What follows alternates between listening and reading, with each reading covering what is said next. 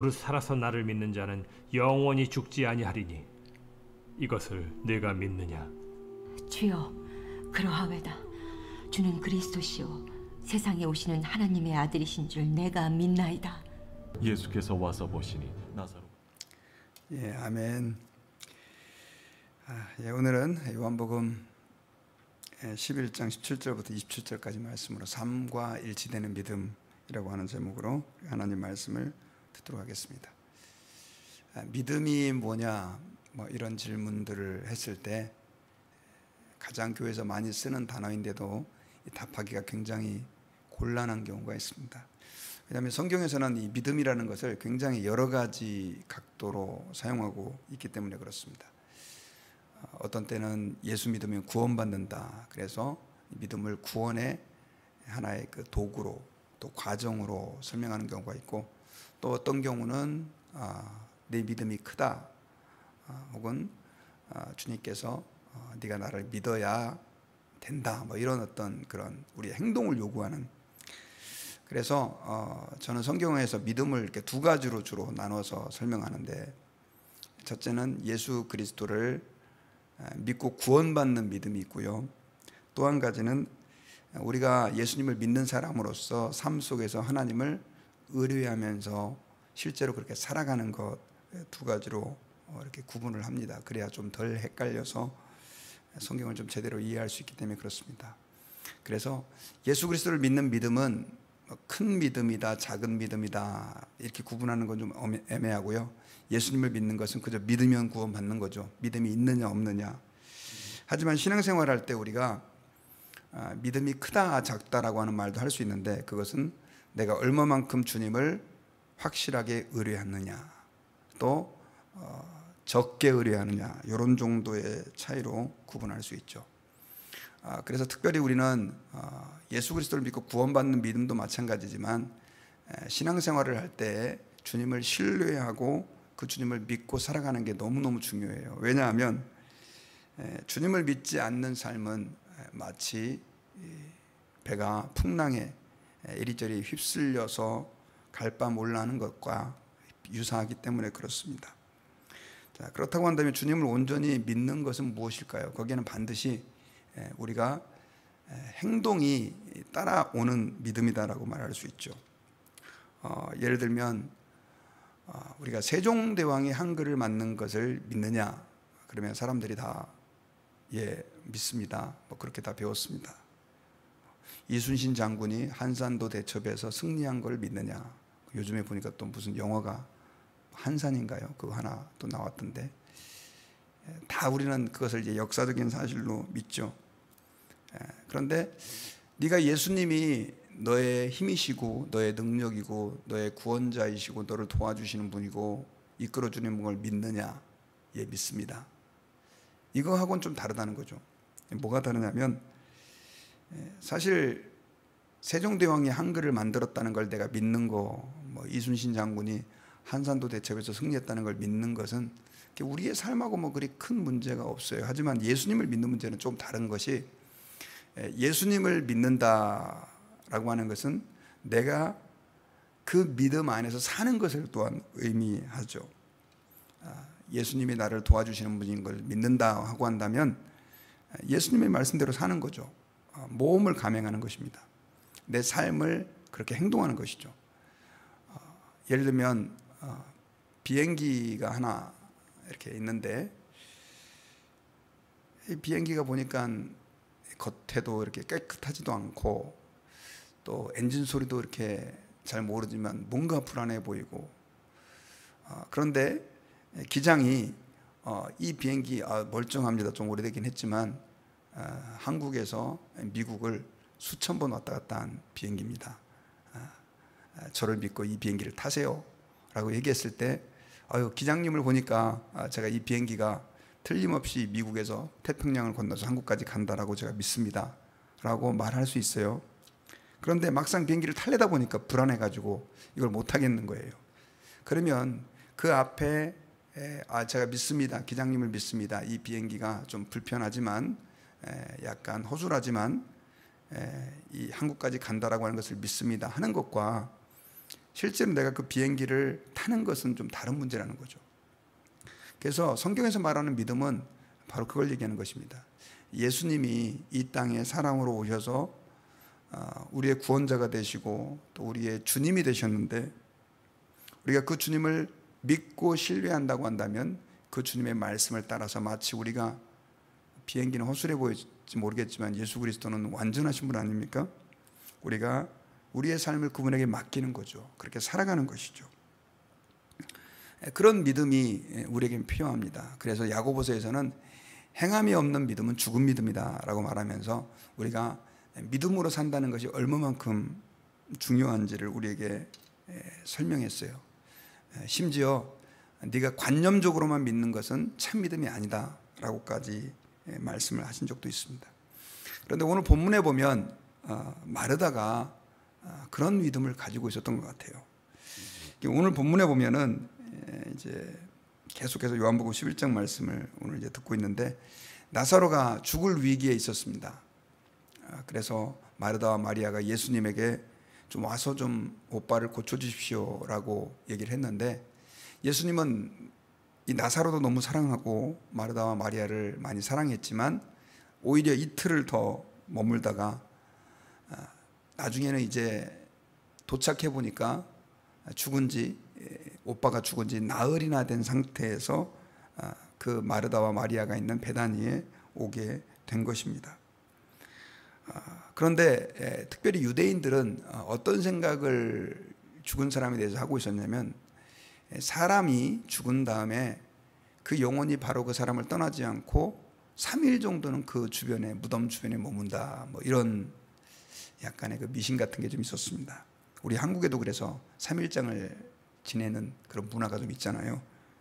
가끔씩 뭐 3일 만에, 3일이 되기 전에 살아났다, 또 이런 케이스들도 있어서 보통 한 3일장을 이렇게 지내게 되는데, 유대인들은 그런 생각들을 가지고 있었어요. 그런데 이 나사로가 죽은 지 나흘이 됐다, 4일이 됐다라고 하는 것은 이미 그의 영혼이 완전히 떠나서 더 이상 살아날 가능성이 없고, 또 성경에 보면 죽어서 이제는 시신이 부패해가는 과정 가운데 있었던 것을 알 수가 있습니다.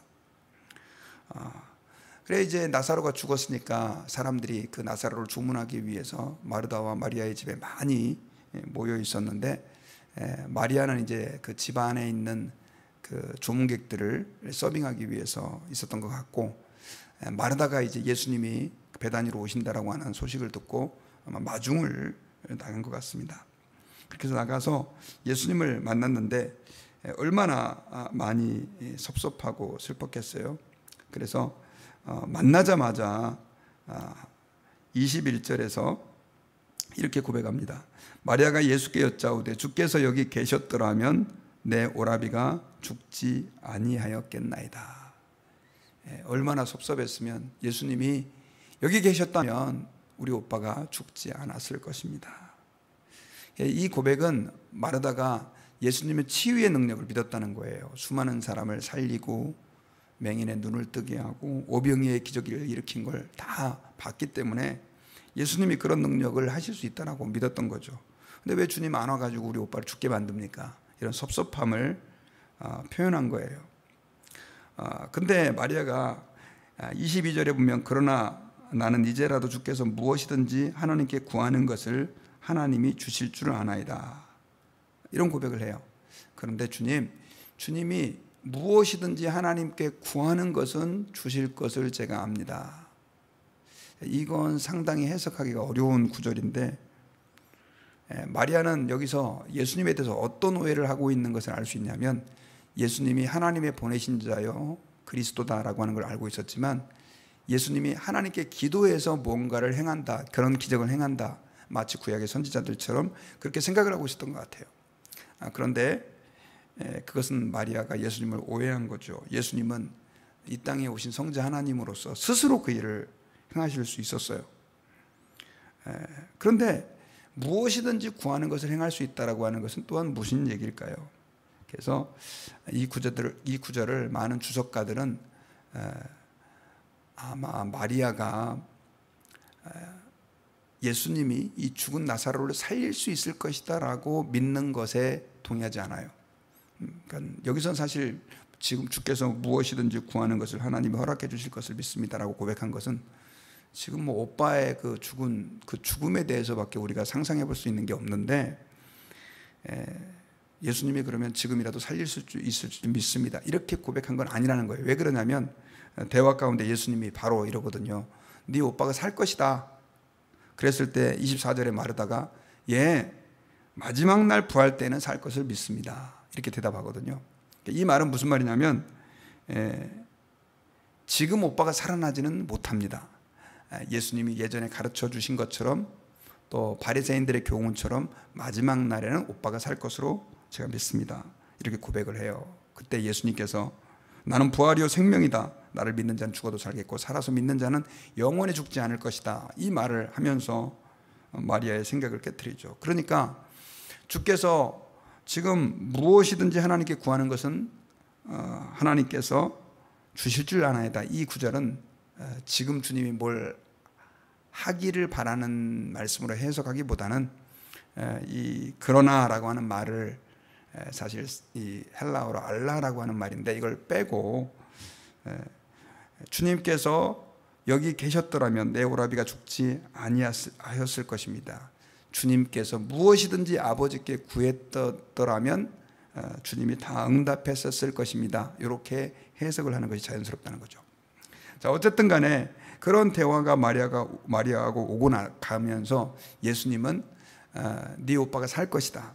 나는 부활이고 생명이고 나를 믿는 자는 영원히 죽지 않을 것이라고 하는 엄청난 진리를 예수님이 말씀해 주세요. 그런데 마리아는 이 말을 듣고 주여 그러하여다. 주는 그리스도시요 세상에 오시는 하나님의 아들이신 줄을 내가 믿습니다 라고 얘기해요. 나는 부활이고 생명이고 나를 믿는 자는 죽어도 살겠고 살아서 믿는 자는 영원히 죽지 아니하리라. 이것은 우리 기독교의 그 부활의 복음, 또 예수님께서 부활이 어떤 것인가라고 하는 것을 설명해 주는 굉장히 중요한 단서가 되는 말씀이거든요. 예수 그리스도 안에는요 생명이 있습니다. 그래서 그 생명 되신 예수 그리스도를 믿는 사람들은요 그 안에 영생을 가지고 있고요. 그래서 육신이 죽는다 할지라도 그 죽은 육신이 주님께서 재림하실 때 다시 살아나게 될 것입니다. 부활하게 될 것이죠. 그리고 살아서 믿는 자는 영원히 죽지 아니하리라 라고 하는 것은 우리 안에 있는 그 영생 자체가 이제는 영원히 멸망으로 가지 않게 될 것이다. 그리고 또 예수 그리스도께서 오시는 날 그를 맞이하는 사람들은 영원한 죽음의 고통을 맛보지 않고도 주님을 만날 수 있다라고 하는 것도 이 안에 포함되어 있는 것이죠. 자, 그런데 마르다는 이 사실을 다 믿는다고 고백을 했어요. 그런데 문제는 네 오빠가 다시 살아날 것이다 라고 하는 이 말을 현실적으로는 받아들이지 않고 마지막 날 부활로만 이해했던 것을 알 수 있죠. 자, 이 말은 무슨 말이냐면 마르다가 예수님을 하나님의 아들로 믿고 있었고 그리스도로 믿고 있었고 그리고 예수님이 부활이요 생명이라는 것도 믿고 있었지만 지금 내 오라비가 살아날 것이다 라고 하는 이 말씀에 대해서는 못 믿은 거죠. 그것을 우리는 오늘 본문의 문맥을 통해서 알 수가 있습니다.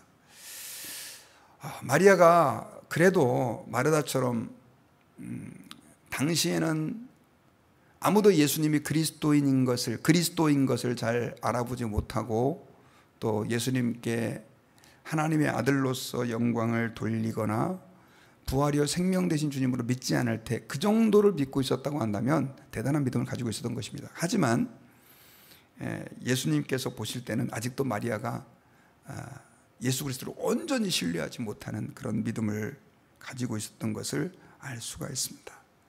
신앙생활 할 때 그런 것 같아요. 우리가 내가 좀 믿음이 있는 것 같지만 마치 마르다처럼 어떤 한계에 딱 봉착해 있는 거죠. 내가 믿고 싶은 것만 믿는 거죠. 그리고 상당히 그 믿음이 조금 어려운 말로 말하면 관념적인 거죠. 생각에만, 사고에만 머물러서 내 삶의 현실에서 하나님께서 역사하실 것이라고 하는 것을 잘 믿지 못하고 살아가는 그리스도인들이 너무 많이 있는 것이 오늘날의 현실입니다. 어떻게 그걸 알 수 있느냐? 주여 믿습니다. 교회에서 다 하죠. 마리아가 주여 믿나이다. 하지만 마지막 날에 주님께서 다시 우리 오빠를 살릴 것을 믿습니다. 이렇게 자기의 한계를 규정했던 것처럼 교회에서는 하나님 말씀을 믿습니다.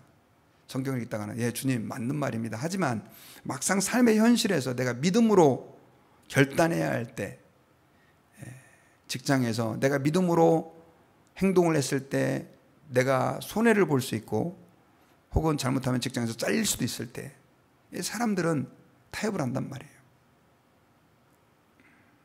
왜? 하나님이 내 삶을 책임져 줄 것이라는 것을 사실 믿기가 어렵거든요. 가정에서도 마찬가지입니다. 많은 부모들이 자녀를 양육하면서 하나님이 내 자녀를 키워줄 거라고, 내 자녀를 책임져 줄 거라고 고백하지만 고백에만 머물고 실제로 그 아이를 믿음으로 안 키우는 경우가 많아요. 한국에 있을 때 제가 되게 섭섭했던 게, 교회 장로님 권사님들이 애들이 고등학교 3학년이라고, 한국은 고3 대단하지 않습니까? 교회를 안 보내는 거예요. 수련회를 안 보내요.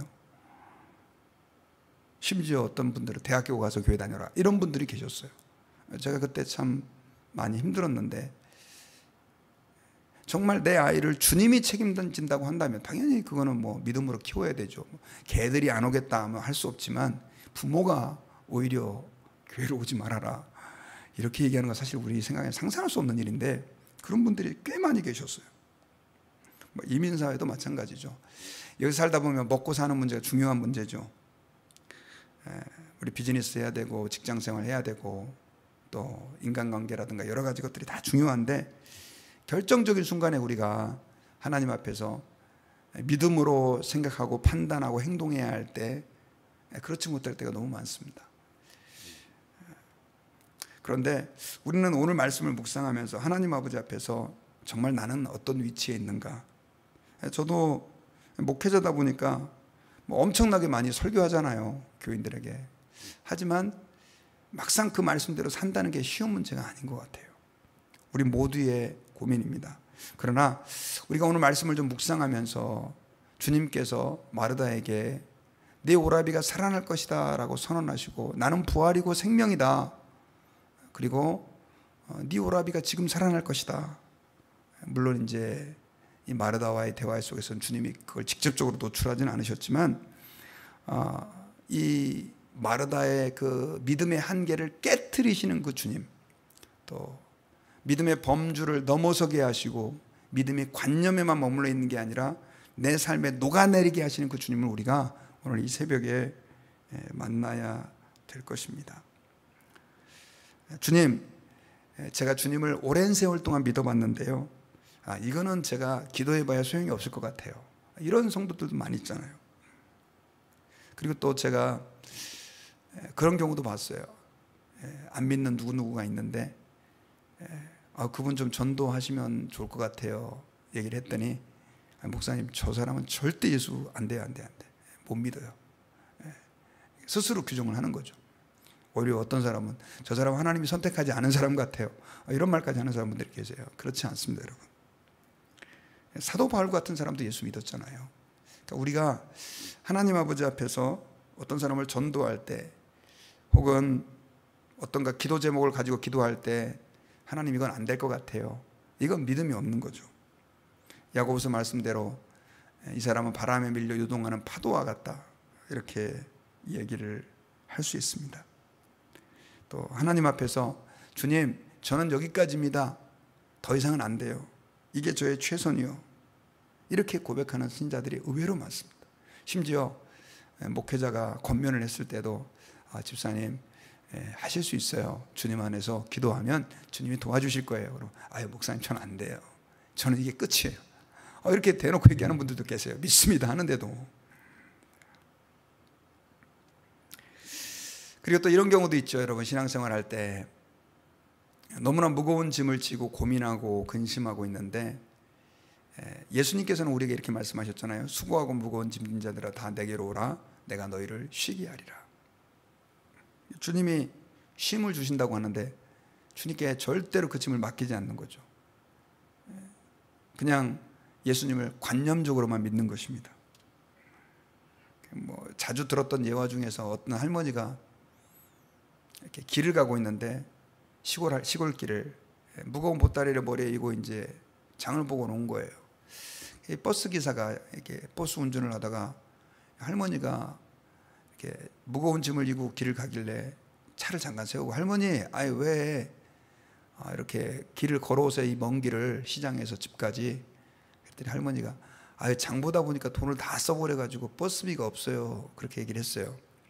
그랬더니 그 버스, 시골 버스 아저씨가 아유 할머니 괜찮아요, 타세요 해가지고 문 열어주고 할머니를 태웠어요. 그랬더니 버스 안에서 할머니가 계속해서 짐을 머리에 지고 있는 거예요. 그래서 한참 가다가 운전기사가 보니까 할머니가 짐을 머리에 계속 이고 있어서, 아니 할머니 왜 짐을 그렇게 이고 계세요? 그랬더니 할머니가 그러더라잖아요. 차 공짜로 태워준 것도 미안한데 어떻게 짐까지 내려놔, 이렇게 얘기를 했대요. 그래서 그런 비유를 옛날에 목사님들이 많이 말씀하셨는데, 우리가 예수 그리스도를 믿고 구원받았으면 우리가 지고 있었던 그 짐들, 또 우리의 모든 약함들도, 또 우리의 고통들도 주님 앞에 다 내려놓고 주님 안에서 우리가 안식을 누리고 경험해야 될 것입니다. 제가 이런 말씀을 여러 가지로 여러분들께 드렸던 이유는 뭐냐면, 우리는 믿음으로 살지 못할 때가 너무 많습니다. 주님은 말씀에 수많은 약속들을 주셨는데 내 스스로 한계를 정하고 또 내 스스로 선을 그어서 이건 이 정도까지는 주님이 아닐 거야, 이건 주님이 원치 않는 믿음이죠. 마침 마르다가 내 오라비가 살아날 것이라고 하는 이 말을 마지막 날에는 될 것 같습니다. 그런데 주님 지금은 아닙니다 라고 했던 것처럼 우리에게 그런 모습이 없는지 한번 좀 돌아봤으면 좋겠습니다. 그리고 구약시대에 믿음으로 요단강을 향해서 그렇게 발을 내딛었던 여호수아처럼, 또 예수 그리스도의 말씀만 의지해서 물 위로 걸었던 베드로처럼 우리가 말씀만 의지하고 오늘 살아갈 수 있는 그런 믿음을 우리에게, 살아낼 수 있는 믿음을 우리에게 허락해 주십시오. 기도하는 저희들 모두가 되기를 주의 이름으로 축원합니다. 기도하겠습니다. 아버지 감사합니다. 오늘 말씀을 통해서 우리가 믿음으로 어떻게 살아야 하는지, 믿음으로 사는 것이 얼마나 중요한지를 깨닫게 해주신 것을 감사합니다. 많은 성도들의 삶의 현장에서 들은 말씀, 읽은 말씀, 공부한 말씀을 잊어버리고 전혀 믿음과 다르게 살아갈 때가 너무 많이 있습니다. 주님 긍휼히 여겨주시고 불쌍히 여겨주셔서 저희들이 하나님의 말씀대로 우리의 삶에서 살아갈 수 있는 능력을 허락해 주옵소서. 그리하여 우리의 삶 속에 역사하시는 주님을 체험하고 또 누리며 그 주님을 우리의 삶의 현장 속에서 증거할 수 있게 도와 주시옵소서. 예수님의 이름으로 감사하며 기도드립니다. 아멘. 우리 주기도문으로 오늘